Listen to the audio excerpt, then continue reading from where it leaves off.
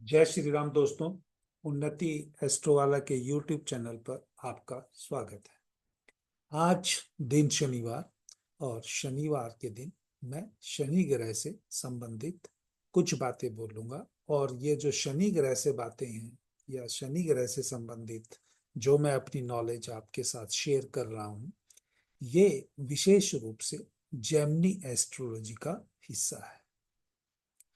जैसा कि आप जानते हैं, जेमिनी एस्ट्रोलॉजी भी कारक तत्व बेस्ड एस्ट्रोलॉजी है और इसमें जो चर दशा है वो भी राशियों से प्रभावित है, यानी राशियों के हिसाब से चलती है, ग्रह के हिसाब से नहीं चलती या नक्षत्र के हिसाब से नहीं चल सकती, कहते हैं जैसे। उसी प्रकार जैसे भृगुनंदी नाड़ी में ग्रह और राशि ही महत्वपूर्ण है, यहाँ क्योंकि ग्रहों के कारक हैं, यहाँ पर भी जो ग्रह है वो कारक बनता है। और राशि यहाँ पर दशा लेते हैं, वहां जो ग्रह जिस राशि में बैठा है वो बहुत महत्वपूर्ण है। क्योंकि जैसे जैसे मैं सीखता गया भृगुनंदी नाड़ी, वैदिक एस्ट्रोलॉजी, केपी, जेमिनी या न्यूमरोलॉजी, मुझे ये सारी एक ही रिजल्ट देती हुई दिखाई देने लगी।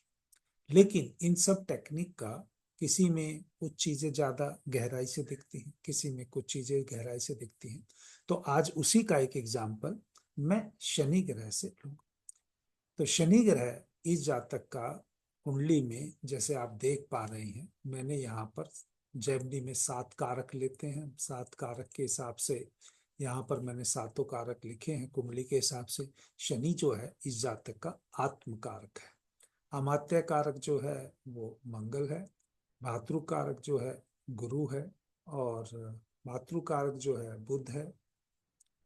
पुत्र कारक जो है वो शुक्र है। ज्ञाति कारक जो है सूर्य है। और दारा कारक जो चंद्रमा है। लेकिन आज इस कुंडली में विशेष रूप से जो आपने पहले जेमिनी एस्ट्रोलॉजी में किसी ने यूट्यूब पे ये चीज नहीं बोली होगी, आप चेक भी कर सकते हैं। देखिए, जो भी आपको आत्म कारक मिलेगा, जो आत्मा कारक बनेगा आपका, वो आपकी सोल को रिप्रेजेंट करता है। अगर वो सोल को रिप्रेजेंट करता है तो सोल को रिप्रेजेंट करने का तरीका या डिकोड करने का तरीका क्या है, वो हमको देखना है।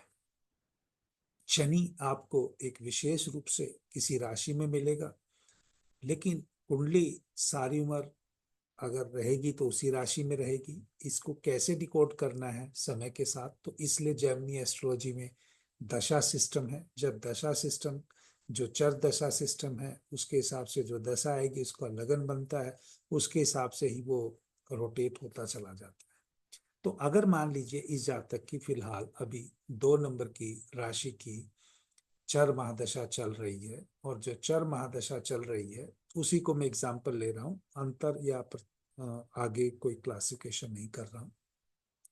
तो यहाँ पर चर दशा जब वृषभ राशि की चली, टॉरस की चली, उसको हमने असेंडेंट।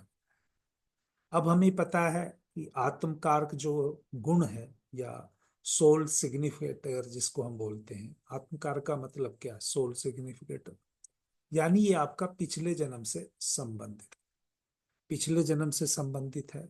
मतलब कहने का है कि जो आपने जो सीखा है उसको इम्प्लीमेंट करना अगर आपसे रह गया है, तो इस जीवन में आपको उसको इम्प्लीमेंट या एग्जीक्यूट करते हुए ही गहराई को जानना है।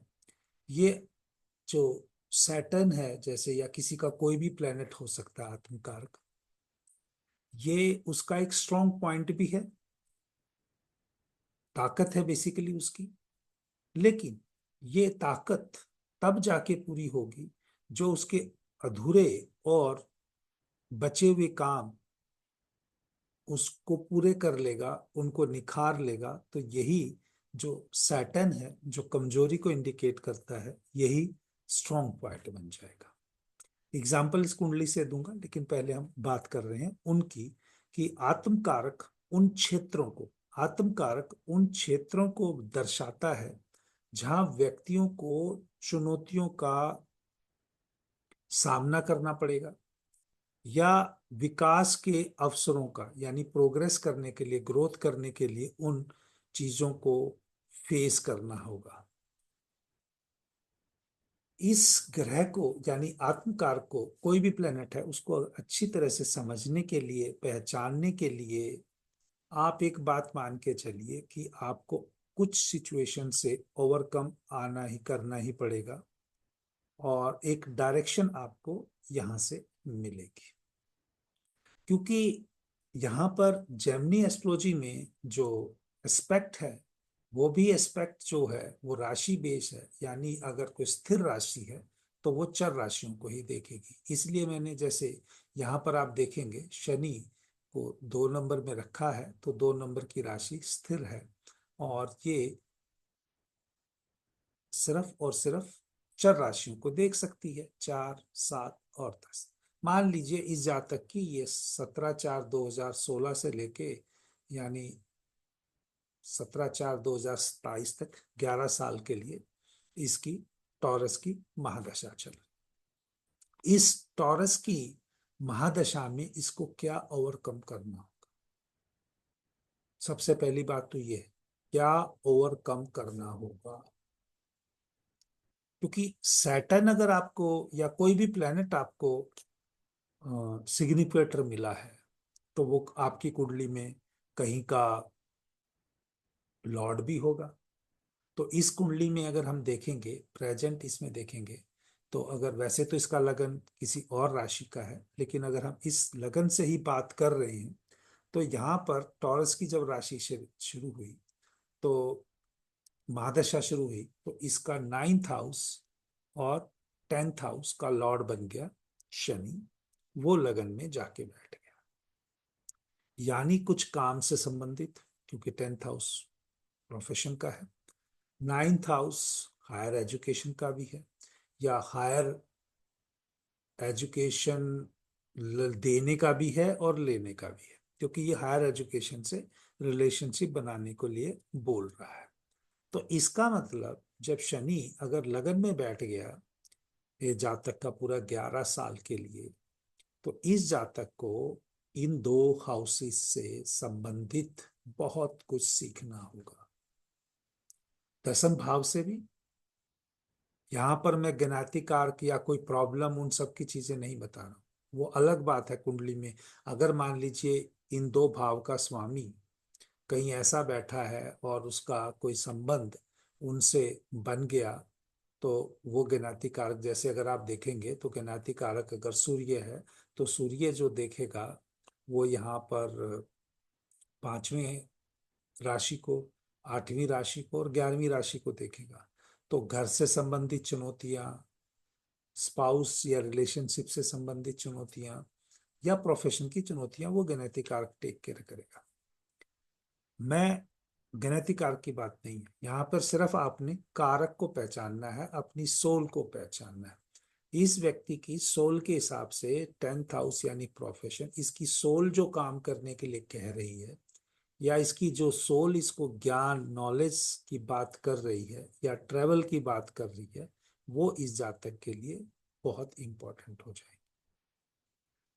अब उनका ज्ञान कैसे करेगा, उन चीजों को, सोल को कैसे ये करेगा? एक तो करेगा छोटी छोटी यात्राएं करके, क्योंकि 3rd हाउस छोटी यात्राओं का है। सिबलिंग्स का, या आप कह लीजिए आपके पड़ोसियों का या आपके रिश्तेदारों का भी एक कॉम्बिनेशन बनता है। तो या कहीं ना कहीं ये चुनौतियां इस दौरान इसको फेस करनी है और उनको ओवरकम करके करना है, तभी लर्न करेगा। तो इसका मतलब यहाँ पर ये 3rd house. 6th house health की प्रॉब्लम। क्यों हेल्थ की प्रॉब्लम हो सकती है? क्योंकि वो यहाँ पर लॉर्ड जो है वो 12th में गया है और ये कुंडली के हिसाब से तो 6th हाउस कंपटीशन का है, लिटिगेशन का है, या षड रिपू, 6 प्रकार की कोई भी रिपू या कोई भी आपको नुकसान कर सकती है।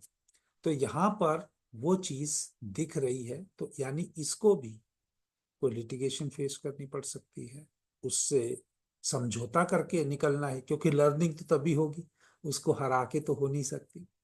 तो ये आप यहाँ पर देखिए कि उससे आपको फेस करनी है सिचुएशन, यानी रिश्तेदारों से, सिबलिंग से कुछ प्रॉब्लम आएगी, उसको फेस करना है, उससे लर्न करना है। कोई कंपटीशन, कोई लिटिगेशन आएगा, कोई वाद विवाद आएगा, उससे लर्न करना है।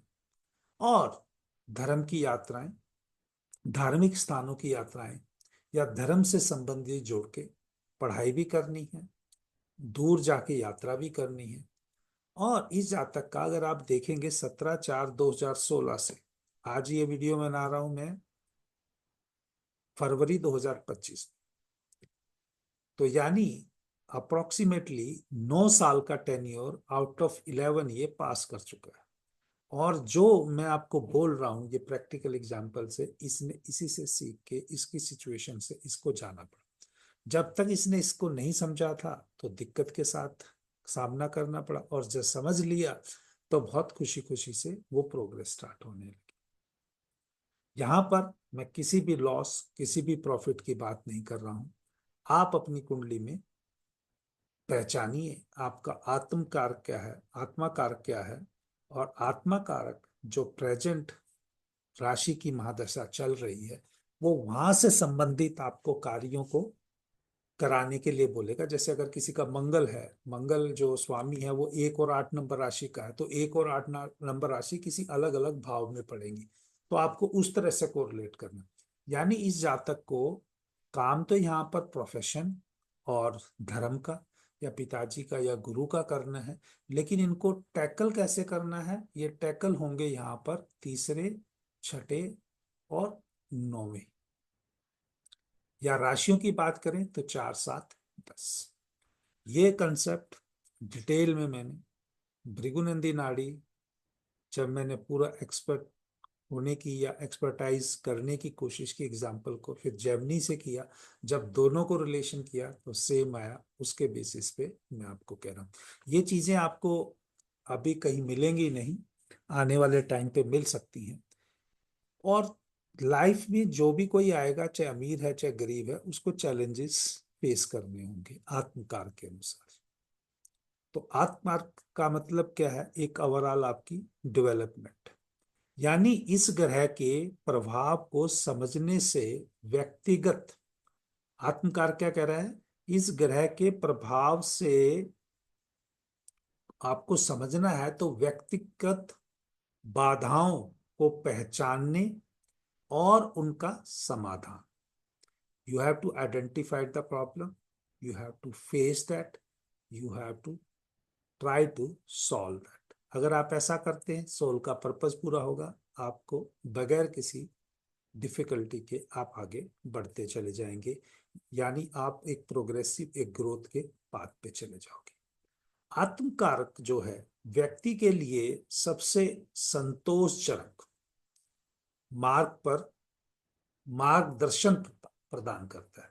यानी आपका लाइफ का जो रियल पाथ है, अगर आप उस पे इस तरह से फॉलो करोगे तो आपको वो करेक्ट डायरेक्शन दिखाने की कोशिश करता है। आत्मकार के गुणों और ऊर्जाओं के साथ तालमेल बिठाकर, आत्मकार के गुणों और ऊर्जाओं यानी एनर्जी और उसके जो सिग्निफिकेटर हैं उनका तालमेल बिठाकर व्यक्ति जीवन के उद्देश्यों, यानी जो आपका पर्पस है, और दिशा यानी जो आपकी डायरेक्शन है, दिशा की भावना को पा सकता है। यदि, जैसा मैंने यहाँ पे लिखा भी है इस एग्जाम्पल के द्वारा, कि शनि अगर किसी का आत्मकारक है तो व्यक्ति को इस लाइफ में शनि किसका कारक है, अनुशासन का है, धैर्य यानी पेशेंस, डिसिप्लिन इंग्लिश में कहें तो धैर्य यानी पेशेंस, कड़ी मेहनत यानी हार्डवर्क, जिम्मेदारी यानी रिस्पॉन्सिबिलिटी। और शनि लॉन्ग ड्यूरेशन की ऑब्जेक्टिव्स या टारगेट्स को भी दर्शाता है। तो व्यक्ति को डिसिप्लिन, रिस्पॉन्सिबिलिटी, इन सब की चीजों का, या लॉन्ग ड्यूरेशन का जो टारगेट है, एक लंबी जो एक टारगेट है जिसको हासिल करने में आपको टाइम लगता है, अगर आप उनको फेस करते हुए उनमें आने वाली, चाहे वो ऑब्स्ट्रक्शंस, जैसे इस हाउस, इस जातक के हिसाब से ये थर्ड, सिक्स्थ और नाइन्थ से संबंधित है। किसी की हो सकता है सेकंड, फोर्थ और टेंथ से रिलेटेड है। तो इस दशा में इनको अगर ये जातक पार कर लेता है तो इसकी जो ग्रोथ है या जो इसकी सोल का जो पर्पज है वो पूरा होगा। और जो मैंने लिखा है सैटर्न एज आत्मकारक, वो उसका ऑब्जेक्टिव पूरा होगा। तो से एक कहने का मतलब है कि जो आत्मकारक है वो आपको चैलेंजेस भी देगा और आपको सपोर्ट भी करेगा। अगर आप पॉजिटिव वे में उसे यूज करेंगे तो वो आपके ग्रोथ का कारण ही बनेगा। तो यहाँ पर हम ये भी कह सकते हैं कि जातक के लगन में बैठा है तो जातक की ओवरऑल पर्सनैलिटी को निखारने में, डेवलप करने में, या इस दौरान उसके अंदर शनि की, क्योंकि व्यक्ति शनि को वर्कोलिक भी बना देता है, वर्कोलिक भी बनाता है, यानी वो काम में डूब जाएगा। मतलब उसको काम सुबह से शाम किस लेवल का काम करना होगा, वो करना सिर्फ तीसरे, छठे और नौवें भाव से करना होगा। तो दोस्तों, उम्मीद करता हूं कि शनिवार के दिन आपको ये वीडियो पसंद आएगा।